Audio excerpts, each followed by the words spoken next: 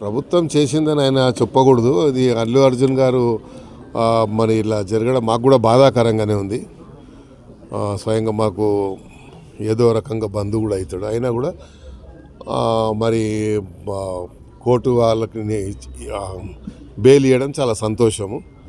ఎందుకంటే అల్లు అర్జున్ గారు జాతీయ స్థాయిలో ఈరోజు తెలంగాణ పేరు కానీ ఆంధ్రప్రదేశ్ ఉమ్మడి రాష్ట్ర పేరుని ప్రతిష్టని మరి ఇంటర్నేషనల్ వ్యాప్తంగా కూడా మంచి పేరు తెచ్చినటువంటి వ్యక్తి కాబట్టి కొంచెం మాకు కూడా బాధ కలిగింది ఆ సీక్వెన్స్లో.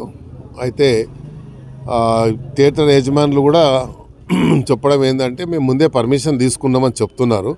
మరి పర్మిషన్ని రిజెక్ట్ చేశారా లేదా అనేది తెలియదు. కాబట్టి ఏదేమైనప్పటికీ కోర్టు ద్వారా న్యాయం జరిగింది కాబట్టి చాలా సంతోషం.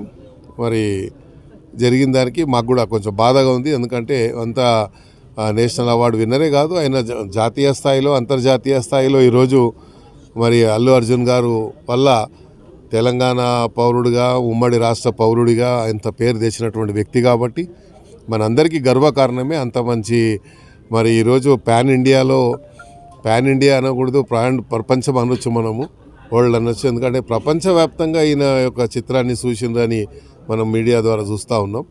కాబట్టి ఒక దురదృష్ట సంఘటనగా నేను భావిస్తున్నాను, కొంచెం చింతిస్తున్నాను కూడా.